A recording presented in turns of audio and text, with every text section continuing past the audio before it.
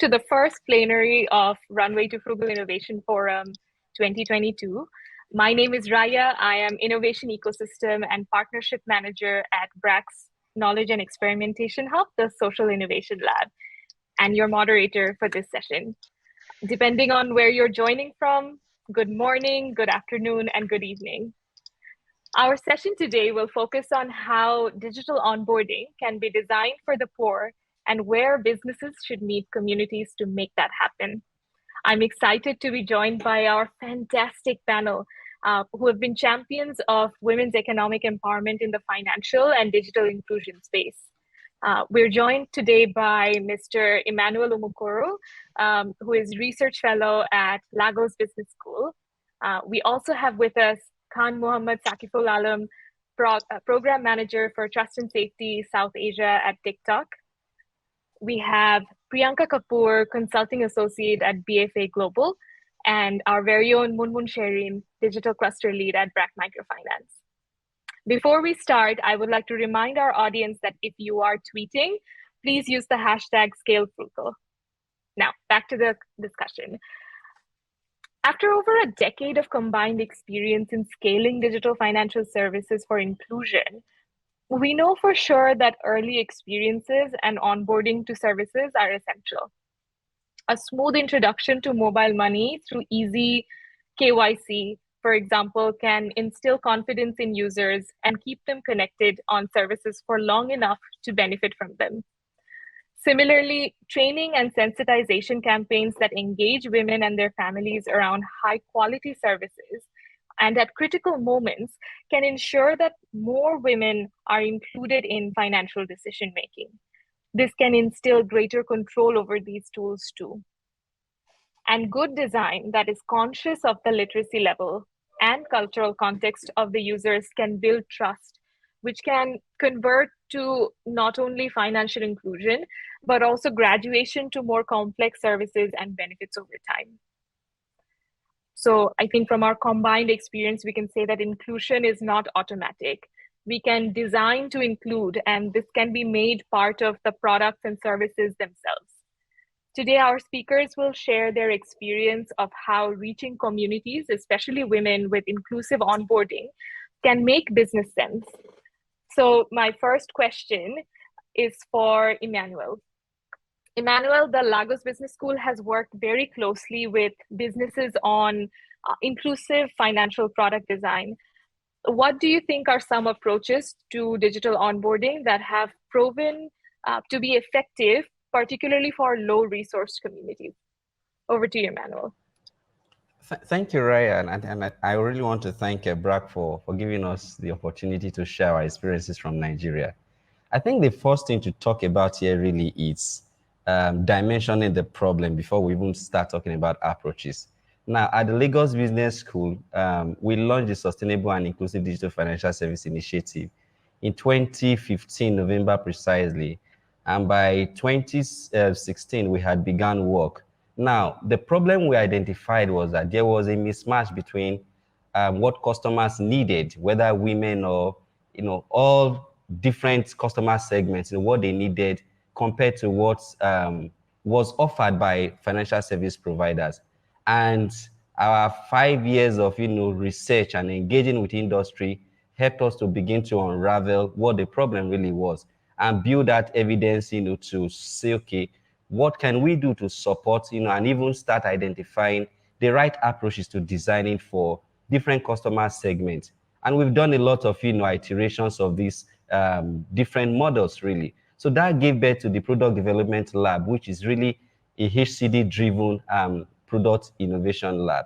So if you talk about approach, I think, or design approaches, the first thing really you want to look at is who are we even designing for? So if we understand the customers, right? So the first approach would be empathizing with the customer, which is really putting your legs in the shoes of women. If we focus on women now. Because again, the women are not a homogeneous group. They are heterogeneous in nature.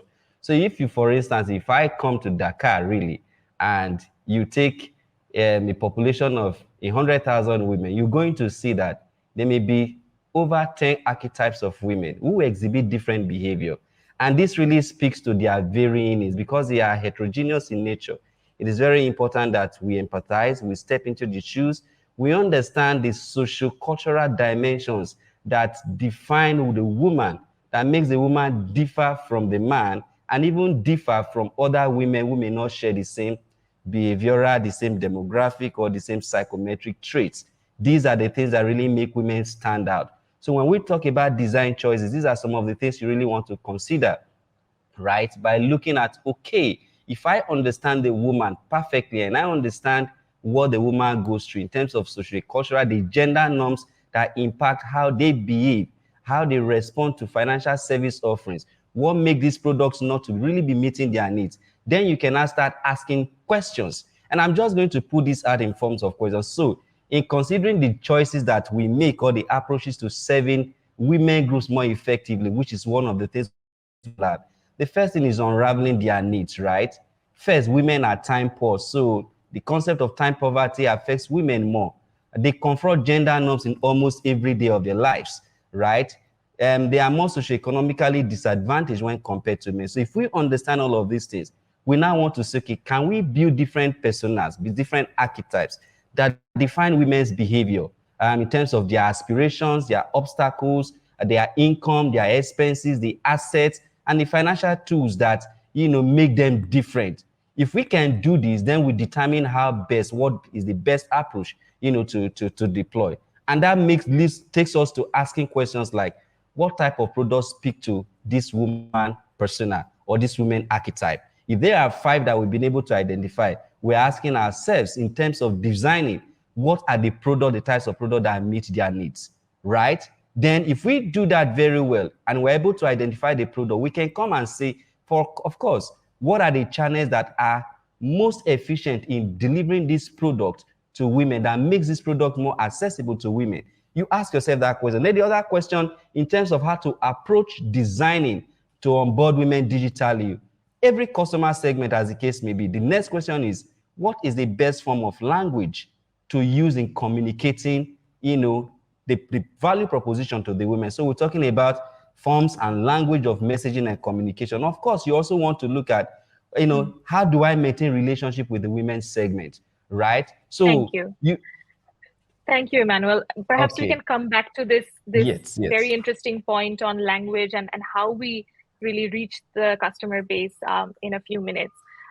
But I would like to next perhaps move to Sakif. Sakif, in South Asia, we observe that TikTok is onboarding a rural, semi-rural user group to technology. I know that in this panel, you're coming from a very different background in terms of your sector, your industry. But that's exactly why we think it's a great chance for us to learn from you.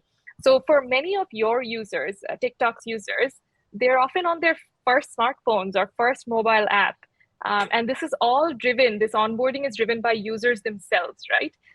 Without any in-person support from the company. So what do you think is TikTok's approach to onboarding users, and how are you building training or onboarding right onto the platform? That's a very good question, actually, Raiya. So, and yes, I see that I come from a very different perspective here, but I think we do share a commonality here with all of us, all the other panelists, because in the end, we work in trust and safety. And as trust and safety, it is our goal is to keep the platform safe and inclusive at the same time. So you're right in saying that, in South Asian countries, there has been a lot of intake in suburban or rural communities. And the reason is simple, because of the way the app is designed. Because, in say, for example, other social media such as Twitter or Facebook or even say Instagram, you need to type or have a level of education to communicate, whereas this is where you're communicating through videos. In fact, there are very interesting success stories because of such exposure, such as there was this girl in Nepal who actually used TikTok to reach out to many people with food. So it's healthy food intake. And she's actually one of the topmost creators at this point in Nepal. Similarly, in Singapore, for example, for the underprivileged communities and the worker communities, the Singapore government actually uses TikTok because the fact is that, it's one of the most used apps among our construction workers, and to reach out to them is easy because of the recommendation algorithm. But now coming back to the question that you were asking, yes, it's like, a lot of this adoption is user driven because in the end, it's an app. And, if someone's buying a smartphone, then they have access to either the, Play Store app or the Apple Store app. And from there, it's just a matter of clicking and downloading and starting to use. But at the same time, as a company, we take like, user safety at its premium, which means that first and foremost, what we do is whenever a new user joins in, we ensure that there are user guides. So for example, a new user joining in, they go through a set of tutorials, in-app tutorials on like, what are the guides of how to post stuff, and not only how to post stuff or what to post. And then again, as any other social media, we have something called community guidelines. And these community guidelines define that, what is right and wrong. And at the same time, not only that, it's just for, say, these community guidelines are not FYI for your information. It's more for, say, we have systems in place. We have, say, models, AI, and human resources in place, which also work on these, whatever they post. So that, these users, when they're posting, they go through checks to make sure that whether these contents are harmful for the society at large, or at the same time when they're consuming. So if every single content goes through check, so it acts as two-side checks. One check is that, when someone's posting, it's a feedback to them saying that, okay, this might be good for the society or this might not be good for the society. At the same time, for the person who's consuming, they also get these checked videos, which means that, okay, we do a filtering, and out of that filter comes out the videos they get to check, so that, they're not exposed to everything or stuff that would be harmful. And that is where I say my work comes in as a trust and safety person, as, build these checks in a way so that the platform stays culturally relevant and yet protect its users. I understand that as a social media, we can do much more because, social media is always evolving. And, we come up with new types of checks and balance. Users get more creative on that. So as a result, what happens is we are on the process of localizing more. So nowadays, now the user support tools we have are in, I would say the videos or the tools we have are in English, but our next big step is actually localizing it, translating it to Bangla, translating it into not only text itself, but in videos, Bangla videos with Bangla audio, so that users are aware of what is good or bad. Fantastic. I think localizing this messaging, and also you highlight a great aspect of having humans behind this safety feature, the community guidelines and the checks that you make. I think that's a great way that we can segue into Moonmoon Appa, who is part of BRAC Microfinance, and where traditionally we've been delivering a lot of services in a very hands-on approach. We've been reaching clients at their doorstep. And a lot of the advisory, financial or otherwise, has come to them in person. But I think during the pandemic, we changed how we worked. And more digital credit and savings products are suddenly now available to them. Often these are cheaper than in-person services. So Moonmoon Appa, how do you think we might prepare clients for this transition, and how exactly is BRAC Microfinance? Where do you bring in digital literacy of clientele in the designing of your financial products? Over to you, Moonmoon Appa. Yes, thank you, Raiya, for the question. Am I audible now? Okay, great. I think like what we have learned before the pandemic is something that's very important for us to continue. So I would like to go back before the pandemic to set the context. So when BRAC started digitization, we started off with mobile financial service, and that was very new for our clients. That was the first digitization that took place. And at that time, we had to involve our frontline workers as well as hire project staff to ensure that they teach clients how to make the payments. And we also designed a pictorial leaflet of each step of the payment process, which showed, what to input in which step. And what we felt was a portion of our clients could make the payments on their own, and the ones who couldn't, we actually taught their family members to do so. And eventually we saw that there was an increase in using mobile financial service to do transactions. The reason why I've brought the previous experience is because this is something we need to continue. Even now, we have a client base who are not, who needs this assisted service. For them, we need to keep on continuing teaching them in this way, right? But also, what the other part that we're working on is, the products and services. For example, the payment process, I just said, it's a challenge for clients to complete 12 steps in 90 seconds. And we have brought it down to 6 steps now, and we're going to implement it very soon. And this is because, we feel that we have to play a very vital role in addressing these challenges for our clients. And it cannot be like one size fits all concept. So for example, if now, we're thinking of our clients who are in the younger generation, for them, adapting digital interventions is definitely much easier than the client who are older. So we're trying to look at this age segment and give digital interventions accordingly. And also, another thing what we're looking into is we're introducing a lot of new digital products and services for these clients. For example, agent banking, or having app like BRAC is introducing our own app for the clients. We're also looking into how we can have a voice recognized payment system for our clients. So these are new things that we're thinking for the clients who lack literacy, or for urban, rural.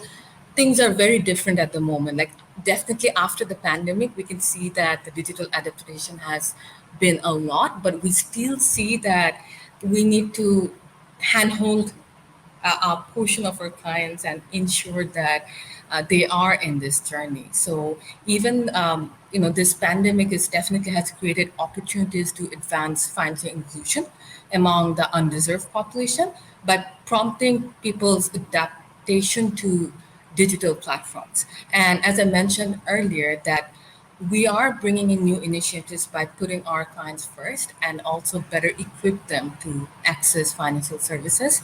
And we're integrating them into the digital ecosystem. Thank you. Fantastic. Thank you, Moonmoon. This is perfect because I think it opens us up to a conversation on how onboarding women or any underserved community to digital services doesn't necessarily mean onboarding them through digital services. The training and onboarding doesn't have to be digital. So this brings me to Priyanka.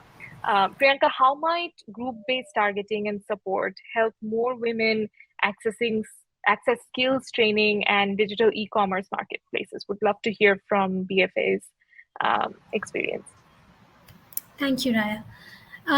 So as some of our panelists have already mentioned, women face financial, social, and sometimes even legal obstacles when they're trying to operate businesses and become entrepreneurs. Women also have culturally imposed normative barriers that may constrain their mobility.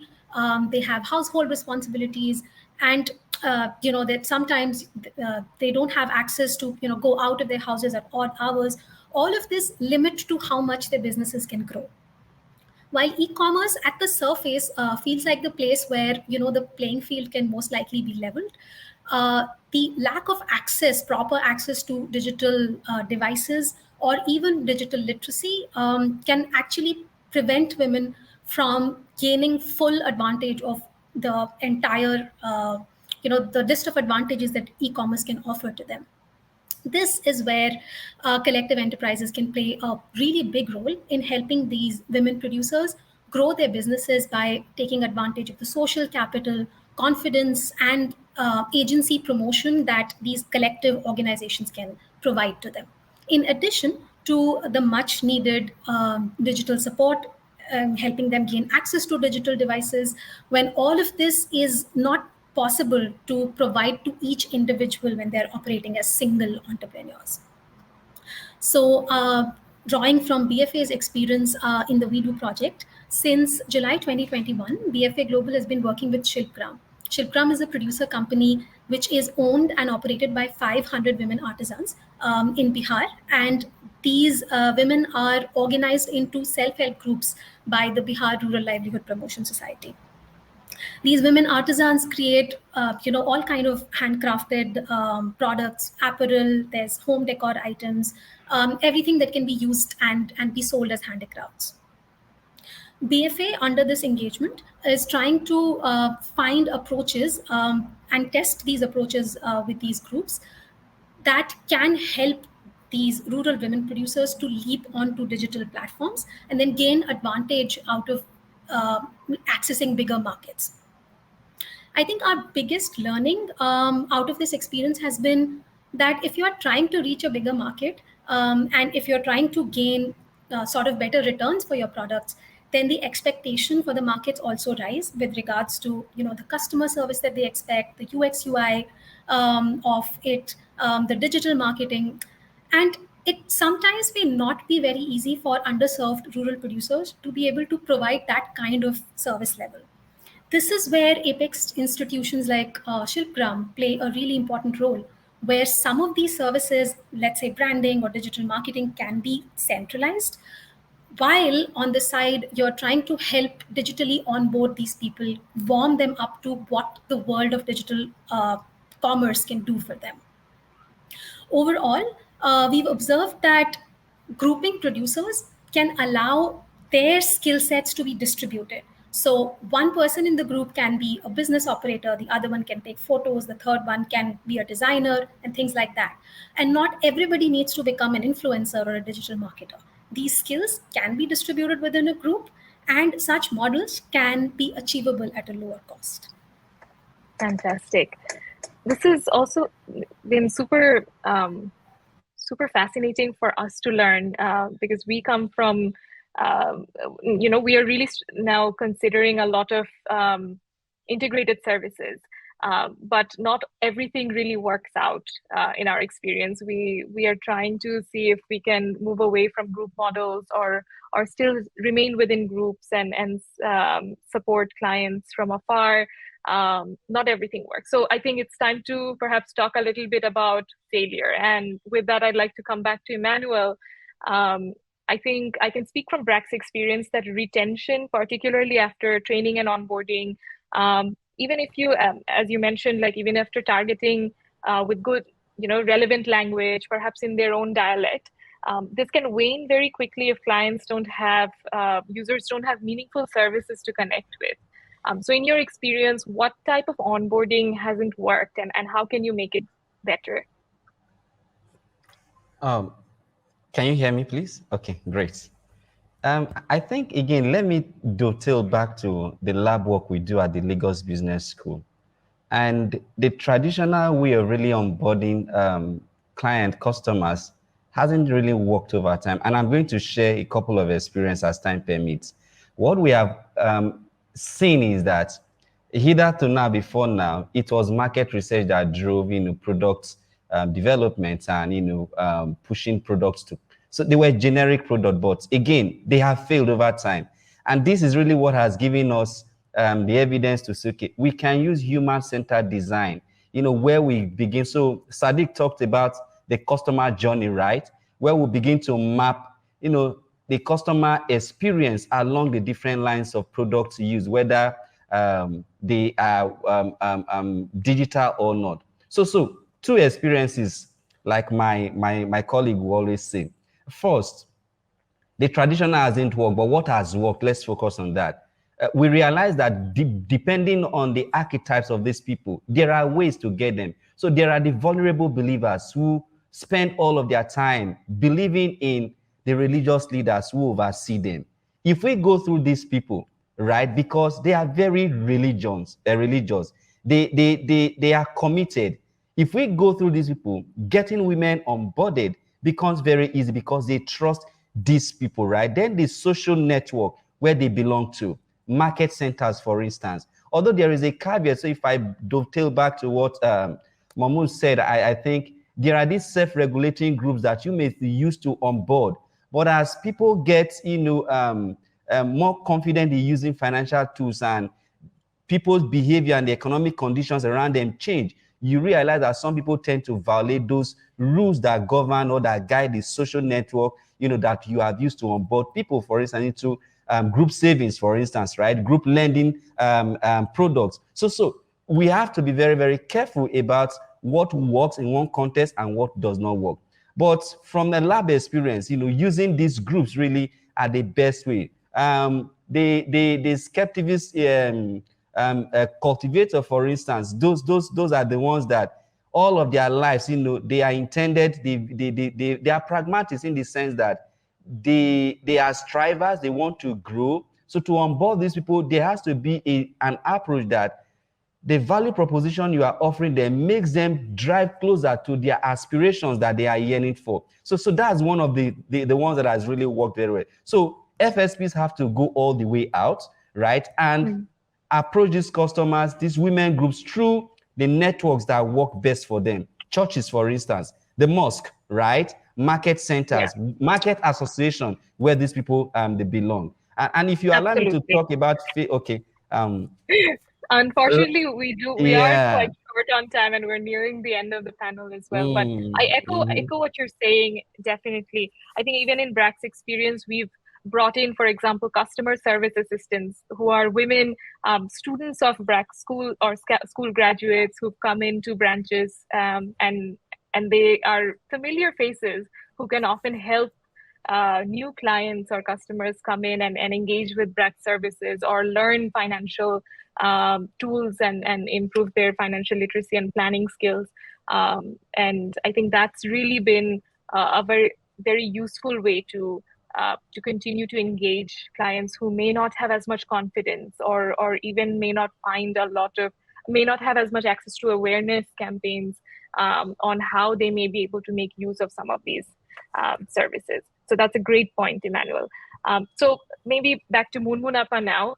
I think community-based organizations such as BRAC working closely with fintechs can lead to digital financial products that are more inclusive and accessible at the grassroots level. But I think bringing the attention to consumer protection a bit, how have you in the past also onboarded low literacy clients to safe use of these services with concepts like data protection, consumer or customer service platforms or redressals?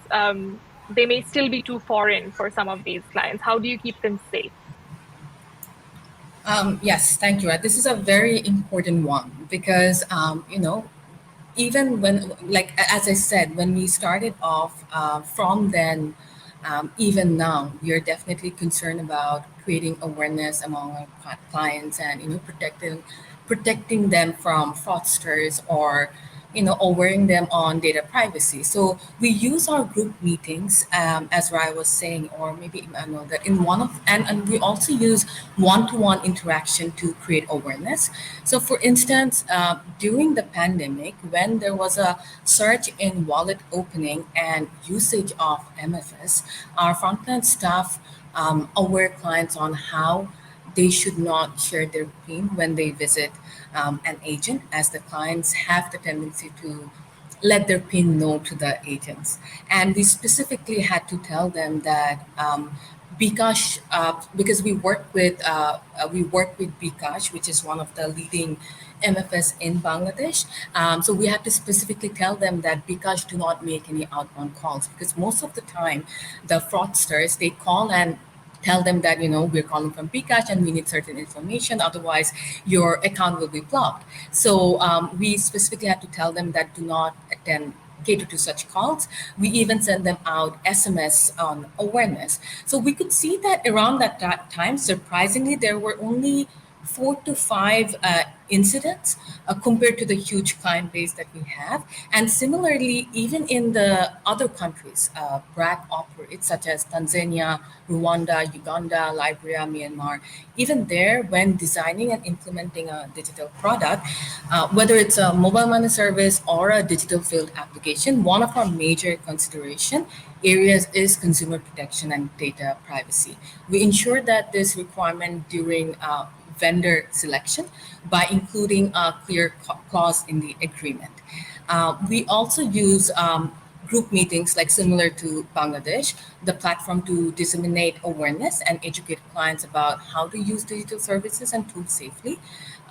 We use similar to Bangladesh, like flip charts or booklets to give them a visual experience and ensure that they know what they're getting into. So therefore, I feel like it's a continuous process to onboard low literacy clients to safe use of digital services and create awareness and redressal platforms to ensure that our clients are safe. Thank you. Fantastic. I think just to add to what you said, Moonmoon, I think in Bangladesh and a lot of South Asia, women don't often have pockets, or as in our clothing doesn't have pockets natively. And so in one of such experiments, we've tried from our education program, for example, to add awareness notes on digital finance, consumer protection, on students' school booklets or diaries, so that their parents, particularly mothers, can stay updated on these tips and tricks to keep themselves and their families safe. So these are ways that we've sort of gone around different services and linked them to help communities strengthen and be safe together. So these are interesting ways that we've sort of approached for it. And so following that thread, I think, Saqib, making digital services inclusive but also secure has to be part of the design, as you can imagine. So how does TikTok teach users about internet safety? And where do you think we can do better when engaging users who are new to digital financial tools or connected services? So I think to start with, if I answer the first part of the question, like how does the platform itself helps in user safety or creating an informed user. So as I was saying in my last answer as well, that we do have user safety centers. And one of the things we're trying to do is localized resources. But other than that, we also have outreach. So if I give you information from Bangladesh itself, in last second half of 2022, we partnered with Youth Policy Forum.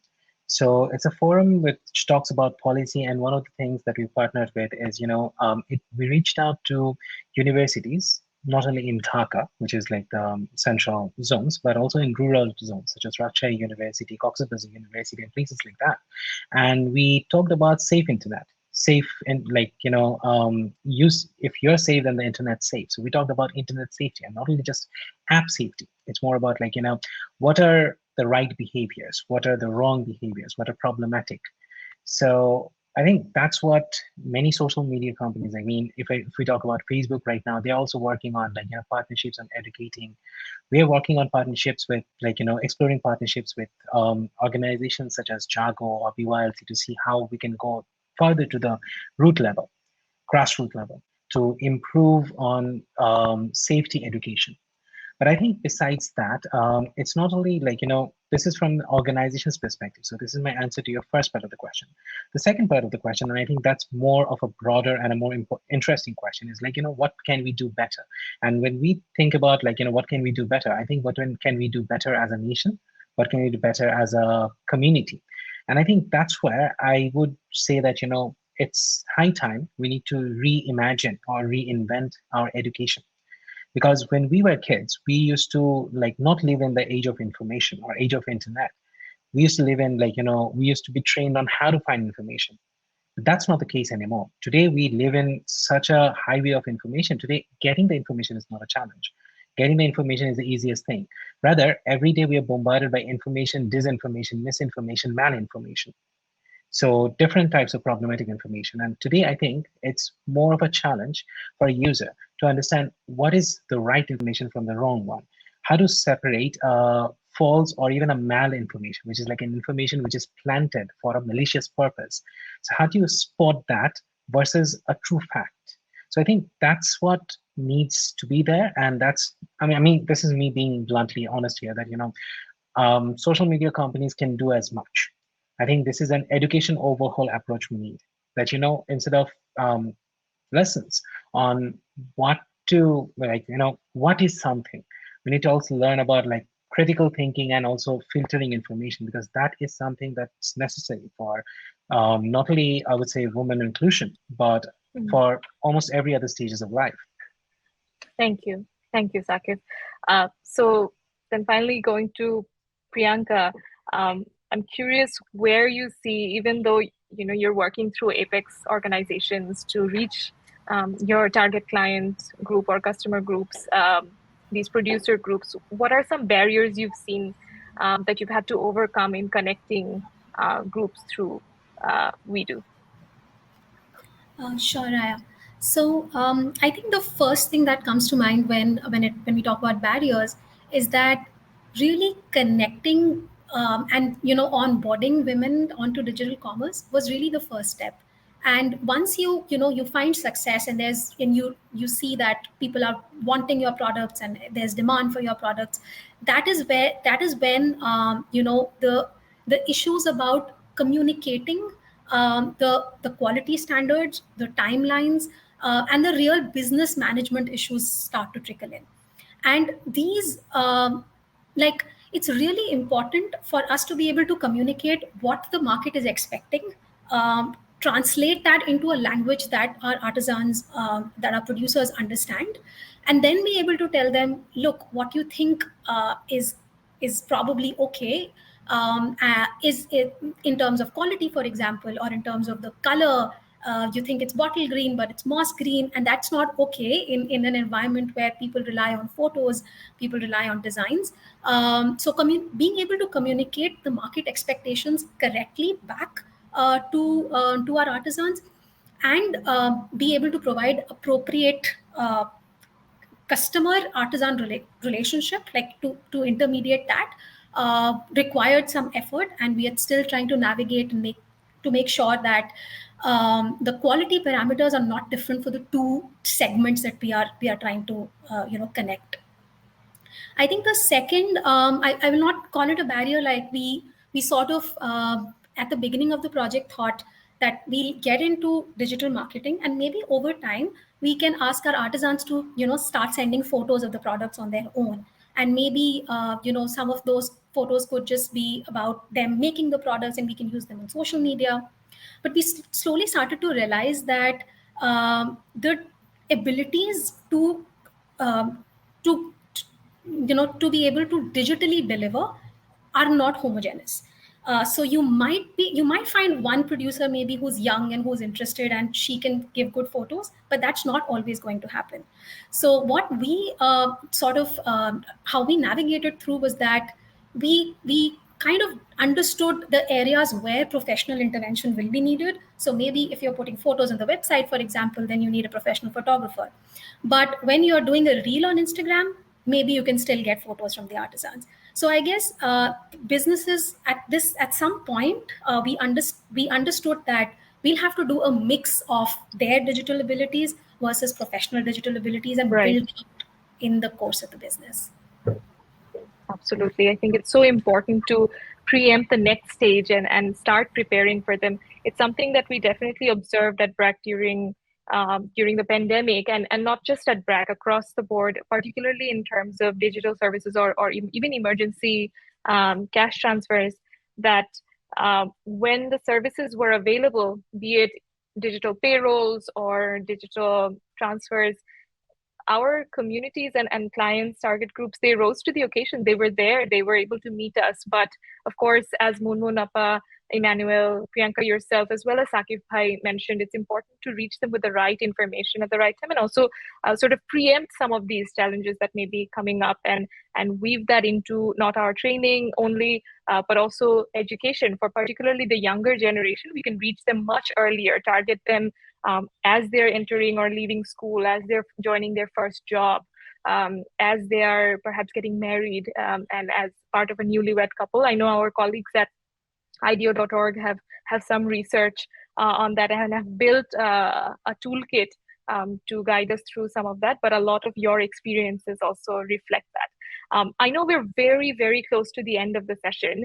We have just about 5 minutes to go, and so I want to bring a rapid fire question to this panel. And this is actually for us to identify what we can learn from each other and how we can collaborate better to onboard women more successfully to digital services for financial inclusion. So if there were one piece of advice you would give to your digital financial services providers on improving women's inclusion, what would it be? Draw from your sectors or another sector.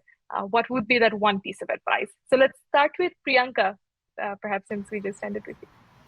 Sure. I think my one piece of advice would be building on digital experiences that are already showing traction with women producers.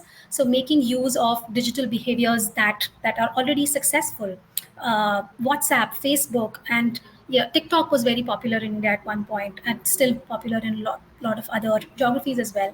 So making use of these tools or mimicking their interfaces to then be able to create a foundation for early digital onboarding experience, I think will be my biggest advice to businesses who are trying to break into these markets.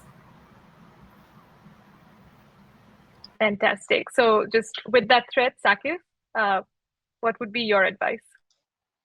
So I'd actually build on what Priyanka said.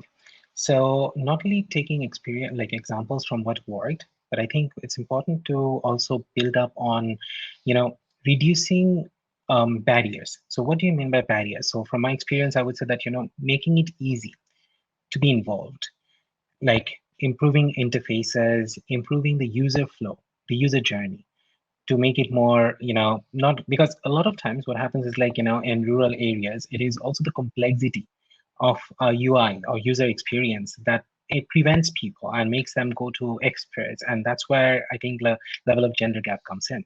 So, making it easy for the user, understanding the flow and improving on the flow so that, the flow itself is inclusive, which we say is like, inclusive by design.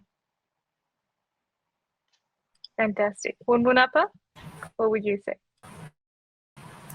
I think I would like to echo what Sakit said. So first, I think they need to understand the barriers of the clients, right? Such as literacy, phone ownership, social norms. There are many more that I can mention. So they should not design one size fits all digital services, and they should definitely focus on having a more reliable, accessible, cost-effective, convenient digital financial services. So in this way, we can include more women in the digital ecosystem. Thank you. Perfect. Immanuel, last but not least. Okay, I think so. Because of, let me build on what everyone has said. Number one is that we can't achieve financial inclusion if women are not economically included or empowered. And that really means that we need to understand their aspirations, their obstacles, which Sakif and Priyanka and Moonmoon, talked about. So we need to, if we understand this, then we know that digital alone does not work because their profiles, they vary. So there's going to be a combination of digital and, some traditional, because their digital capability and literacy, they vary. So in rounding up, I would say women are diverse, and because they are diverse, we need, as FSPs, we need to co-create the solution with them by first aligning our product vision with their aspirations, empathizing with the customer, with the woman, design with them, test with them, validate with them. The customer journey experience has to be with the woman. Then at the end of the day, we need to evaluate the product, the solution, and get feedback. What worked, what did not work. That is the only way we can move the product closer, to serving the woman that we are designing for. Fantastic. Thank you all. We couldn't have finished it on a higher note. This was such a great summary of all of the key lessons that you've shared in this session. I hope we've all sort of seen a glimpse of how we can all borrow great ideas from each other and make women's economic empowerment and financial inclusion something that we contribute to together across sectors and services, meet them where they already are, or perhaps in some cases creatively copy the right ways of approaching them and targeting them. Thank you all for being here with us. Thank you to my fantastic panel. Again, I hope you stay on with us for the rest of the 3 days of activities and sessions. We have a number of great panels and workshops coming up. And of course, remember, if you're tweeting, use the hashtag ScaleFrugal so that we can keep up with you.